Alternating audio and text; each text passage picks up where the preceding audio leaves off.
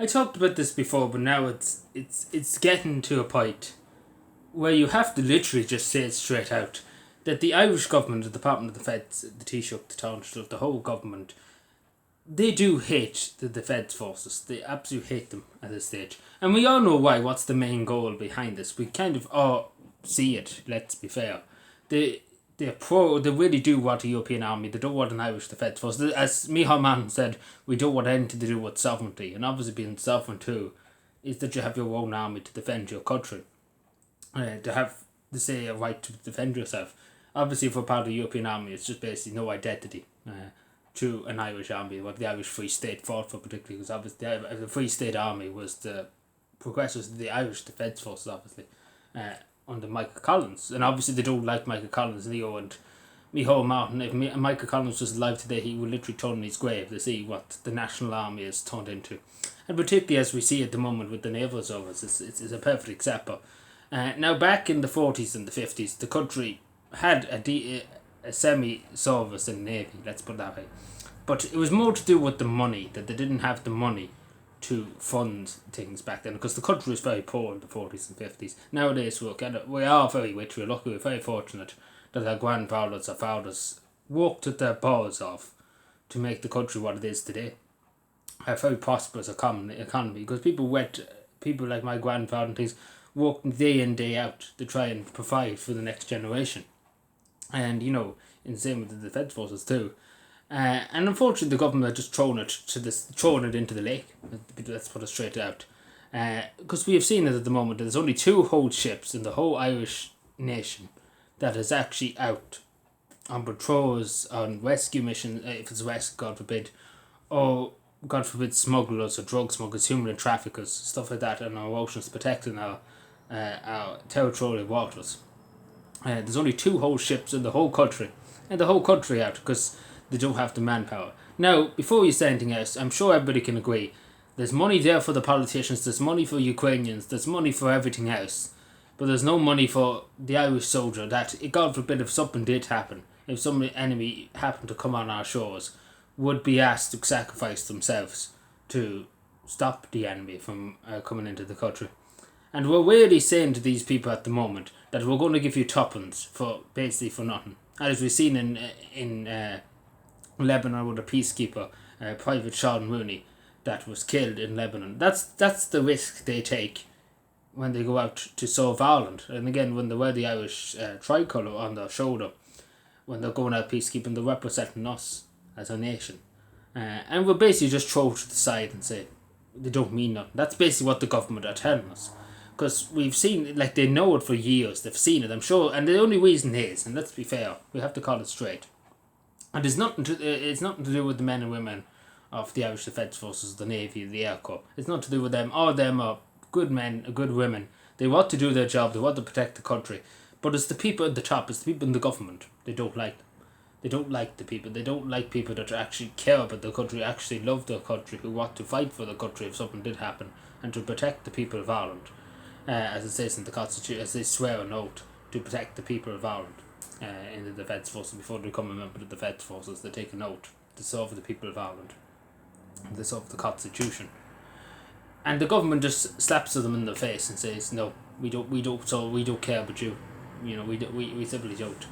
Because let's be fair, we all know it's all to do with the European army. They don't believe in it. Like we all hear what Micheál Martin has said, and he's the Taoiseach. He doesn't believe in sovereignty.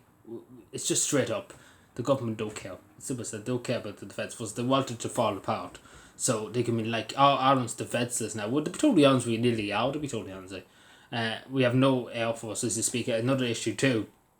For the last few years, it hasn't been confirmed, only this year has been confirmed, that the Irish government during the 40s and 50s signed a treaty with the United Kingdom, particularly the Royal Air Force, to protect the Irish skies above us.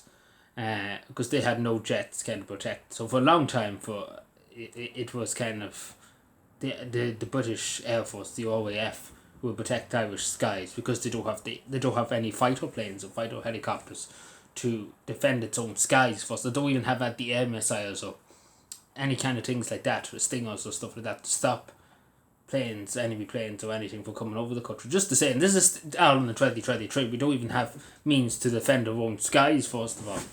And we have to depend on another country to defend us from the sky. So you nearly would say it's defenceless. At this stage, the British Army have to come back in and defend the country. Because at this stage, there's very little left. There's a good few, but as you know, recruitment's in the toilet.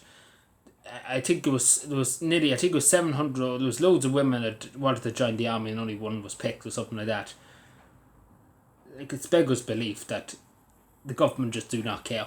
The simple as that, they just don't care. And the only reason why they want that is because they want to join the European Army and they say that the defence us and they want the European Union to help us and defend us. Because they're the almighty saviours, as they say. So, Leo Varadkar particularly the other day, he should kind of know his place, to be totally honest, because it was, as you know, the other day was Michael Collins' 101 year anniversary of his death in Bannockblower in 1922. As you know, it's 1922 he died. So, it's nearly 101 years now, it's, 2023.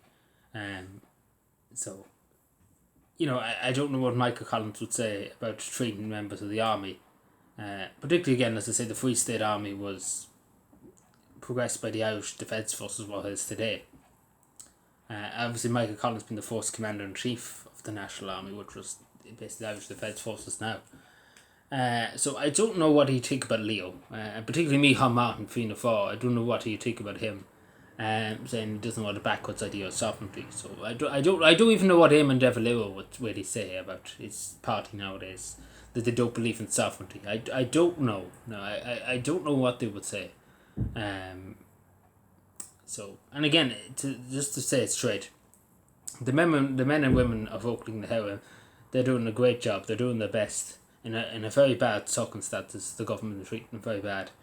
And as I say, being a soldier and being an airman or being a sailor, it's a difficult job. It's not easy, It's a very hard job. It's a very demanding job. It's a lot of training. It's a lot of effort. It's a lot of time.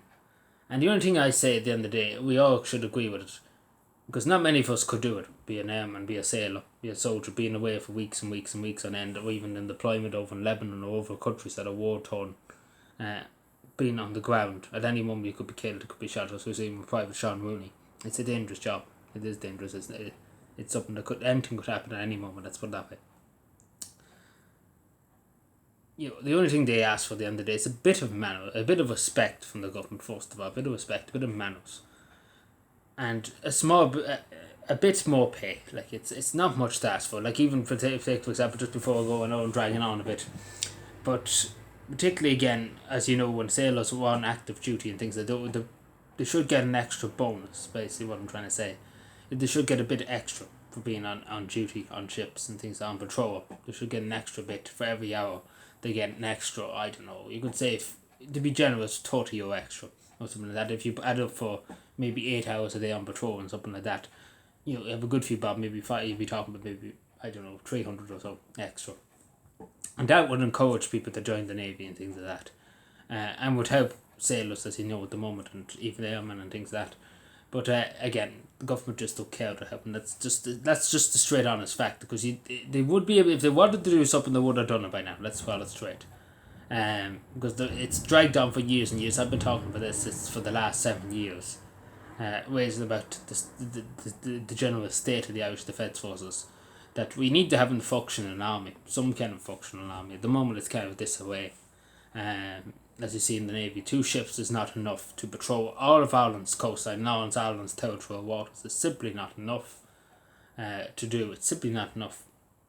At most you would need a fleet of 9, and that's being generous. At most you would probably need about 30 ships patrolling Irish waters. But at the moment we only have 2 that's in the whole country patrolling Irish waters. The rest of them are docked up in port because they've nowhere to sail them. So that's it.